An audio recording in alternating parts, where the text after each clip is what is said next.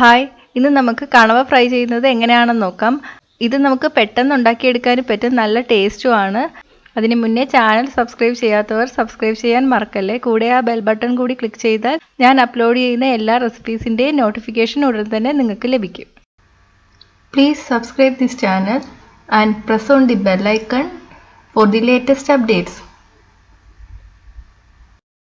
ഇതുണ്ടാക്കാൻ ആവശ്യമുള്ള സാധനങ്ങൾ: ഇഞ്ചി 1 ടീസ്പൂൺ, കണവ 1/2 കിലോ, വെളുത്തുള്ളി 1/2 ടീസ്പൂൺ, മഞ്ഞൾപ്പൊടി 1/2 ടീസ്പൂൺ, മുളക് പൊടി 2 ടീസ്പൂൺ, കുരുമുളക് പൊടി 1 ടീസ്പൂൺ, ഉപ്പ് ആവശ്യത്തിന്, വെളിച്ചെണ്ണ വറുക്കാൻ ആവശ്യമുള്ളത്, പെരിഞ്ജീരകം 1/2 ടീസ്പൂൺ, കറിവേപ്പില 2 തണ്ട്, ചെറിയ ഉള്ളി 5 എണ്ണം, തേങ്ങ ചിരകിയത് 3 ടീസ്പൂൺ. ഇനി നമുക്ക് ഇതെങ്ങനെയാണ് ഉണ്ടാക്കുന്നതെന്ന് നോക്കാം. ഞാനിവിടെ 500 ഗ്രാം കണവയാണ് എടുത്തിരിക്കുന്നത്. ഇതിലോട്ട് 1 ടീസ്പൂൺ ഇഞ്ചി പേസ്റ്റ് ചേർത്ത് കൊടുക്കാം. പേസ്റ്റായിട്ടോ ചതച്ചോ ചേർക്കാം. ചതക്കുകയാണെങ്കിൽ നല്ലപോലെ ചതച്ച് ചേർക്കുക. ഇനി ഇതിലോട്ട് 1/2 ടീസ്പൂൺ വെളുത്തുള്ളി അരിഞ്ഞത് ചേർത്ത് കൊടുക്കാം. ഒന്നുകിൽ വെളുത്തുള്ളിയുടെ പേസ്റ്റ് ചേർത്താലും മതി. അത് 1/2 ടീസ്പൂൺ ചേർത്ത് കൊടുക്കുക. 1/2 ടീസ്പൂൺ മഞ്ഞൾപ്പൊടി ചേർത്ത് കൊടുക്കാം. 2 ടീസ്പൂൺ മുളക് പൊടി ചേർത്ത് കൊടുക്കാം. 1/2 ടീസ്പൂൺ കുരുമുളക് പൊടി ചേർത്ത് കൊടുക്കുക. ഇനി ആവശ്യത്തിന് ഉപ്പ് ചേർത്ത് കൊടുക്കുക. ഇനി ഇതെല്ലാം കൂടെ നല്ലപോലെ മിക്സ് ചെയ്യുക. എല്ലാ സ്ഥലത്തും ഒരുപോലെ മസാല പിടിക്കുന്നവരെ മിക്സ് ചെയ്യുക. ഇനി ഇത് ഒരു 15 മിനിറ്റ് നമുക്ക് റെസ്റ്റ് ചെയ്യാൻ വയ്ക്കാം. അപ്പം മസാലയൊക്കെ നല്ലപോലെ പിടിച്ചു വരും. അതിനുശേഷം നമുക്ക് ഫ്രൈ ചെയ്തെടുക്കാം. ഇപ്പോൾ ഒരു പാൻ സ്റ്റൗവിലോട്ട് വെച്ചിട്ടുണ്ട്. ഇതിലോട്ട് ഞാൻ 1/4 കപ്പ് വെളിച്ചെണ്ണ ഒഴിച്ചു കൊടുക്കുകയാണ്.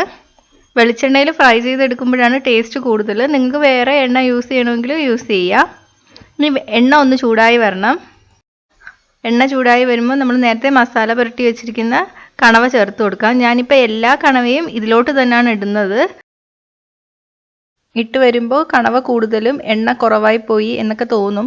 പക്ഷേ ഇത്രയും എണ്ണ ഒഴിച്ചാൽ മതിയാകും. കാരണം കണവ പകുതി വേഗാവുമ്പോൾ ഇതിൻ്റെ സൈസൊക്കെ നല്ലപോലെ കുറഞ്ഞ് പകുതിയാവും. അപ്പോൾ എണ്ണ കറക്റ്റായിട്ട് വന്നോളും. കുറച്ച് കഴിയുമ്പോൾ കണവയിൽ നിന്നുള്ള വെള്ളമൊക്കെ പാനിലോട്ട് വന്ന് തുടങ്ങും. അതുകൊണ്ടാണ് ഞാൻ ഫുള്ള് കണവ ഇതിനകത്തോട്ട് തന്നെ ഇട്ടത്. പാൻ എടുക്കുമ്പോൾ അടി കുറച്ച് കട്ടിയുള്ള പാൻ വേണം എടുക്കാൻ വേണ്ടിയിട്ട്, അല്ലെങ്കിൽ അടിയിൽ പിടിക്കും. ഇനി ഇതിലോട്ട് 1/2 ടീസ്പൂൺ പെരിഞ്ജീരകം ചേർത്ത് കൊടുക്കുക. കുറച്ച് കറിവേപ്പിലയും കൂടെ ചേർത്ത് കൊടുക്കാം. ഇനി ഒന്ന് നല്ലപോലെ ഇളക്കി കൊടുക്കുക. ഇനി ഇത് ഒന്നേ അടച്ചു വെച്ച് വേവിക്കുക, അല്ലെങ്കിൽ തുറന്ന് വെച്ച് വേവിക്കുക. കുറച്ച് കഴിയുമ്പോൾ കണവയിലെ വെള്ളമൊക്കെ ഒന്ന് പുറത്ത് വരും. അപ്പോൾ ഇത് വെള്ളത്തിൽ മുങ്ങിയായിരിക്കും കിടക്കുന്നത്. കുഴപ്പമില്ല.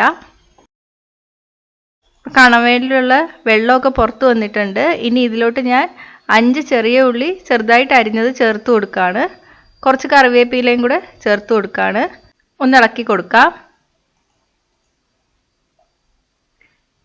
ഇപ്പോൾ വെള്ളമൊക്കെ ഇറങ്ങി വന്നിട്ടുണ്ട്. വെള്ളത്തിൽ മുങ്ങിയാണ് കിടക്കുന്നത്. ഇനി ഇതിലോട്ട് 3 ടീസ്പൂൺ തേങ്ങ ചേർത്ത് കൊടുക്കാം. തേങ്ങ ഓപ്ഷണലാണ്, വേണമെങ്കിൽ ഇട്ടാൽ മതി. പക്ഷെ തേങ്ങ ഇടുമ്പം നല്ല ടേസ്റ്റാണ് ഇതിന്. അതുപോലെ തേങ്ങ നമ്മൾ കുറച്ചേ ചേർക്കുന്നുള്ളൂ. ഇപ്പോൾ ഇതാ വെള്ളം വറ്റി തുടങ്ങിയിട്ടുണ്ട്. എണ്ണയൊക്കെ കുറച്ച് തെളിഞ്ഞു വരാൻ തുടങ്ങിയിട്ടുണ്ട്. നല്ലപോലെ എണ്ണ തെളിഞ്ഞു വരണം. അതുവരെ വേവിച്ചെടുക്കണം. തീ മീഡിയത്തിൽ ഇട്ടിട്ട് വേണം ചെയ്യാൻ വേണ്ടിയിട്ട്. ഹൈയിലിട്ട കരിഞ്ഞു പോകും. ഇപ്പം നല്ലവണ്ണം എണ്ണ തെളിഞ്ഞു വന്നു. വെള്ളം കംപ്ലീറ്റ് വറ്റി. ഈ എണ്ണയിൽ കിടന്നിട്ട് കുറച്ചും കൂടെ മൂത്ത് വരണം. ഈ ടൈമിൽ നമുക്ക് കുറച്ച് കുരുമുളകും കൂടെ ചേർത്ത് കൊടുക്കാം. 1/2 ടീസ്പൂൺ കുരുമുളക് ചേർത്തിട്ടുണ്ട്. നന്നായിട്ട് ഇളക്കി കൊടുക്കുക. ഇപ്പോൾ തീ സിമ്മിലോട്ടാക്കുക. നല്ല മണമൊക്കെ വരാൻ തുടങ്ങിയിട്ടുണ്ട്. ഞാൻ കുറച്ച് കറിവേപ്പിലയും കൂടെ ചേർത്ത് കൊടുക്കുകയാണ്. ഒന്ന് ഇളക്കി കൊടുക്കുക. ഇപ്പം ഇതെല്ലാം റെഡി ആയിട്ടുണ്ട്. നമുക്കിത് സർവിങ് ഡിഷിലോട്ട് മാറ്റാം. അപ്പോൾ നമ്മുടെ കണവ ഫ്രൈ റെഡി ആയിട്ടുണ്ട്. അപ്പോൾ നിങ്ങൾ ഈ രീതിയിലൊന്ന് ട്രൈ ചെയ്ത് നോക്കുക. നല്ല ടേസ്റ്റാണ്. ശ്രദ്ധിക്കേണ്ട കാര്യം ഒന്ന് മാത്രമേ ഉള്ളൂ.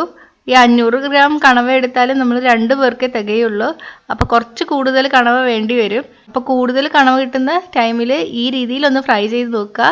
ചെയ്ത് നോക്കിയിട്ട് അഭിപ്രായം കമൻറ്റ് ചെയ്യുക. ഇഷ്ടമായെങ്കിൽ ലൈക്കും ഷെയറും ചെയ്യുക. കൂടുതൽ റെസിപ്പികൾക്കായിട്ട് ചാനൽ സബ്സ്ക്രൈബ് ചെയ്യാൻ മറക്കല്ലേ. Hi friends, thanks for watching. ഈ റെസിപ്പി ഇഷ്ടമായെങ്കിൽ ലൈക്കും ഷെയറും കമൻറ്റും ചെയ്യൂ. സബ്സ്ക്രൈബ് ചെയ്തിട്ടില്ലാത്തവർ സബ്സ്ക്രൈബ് ചെയ്യാൻ മറക്കല്ലേ. പുതിയ റെസിപ്പീസ് ഉടനെ ലഭിക്കാനായി നോട്ടിഫിക്കേഷൻ ഐക്കൺ ക്ലിക്ക് ചെയ്യൂ.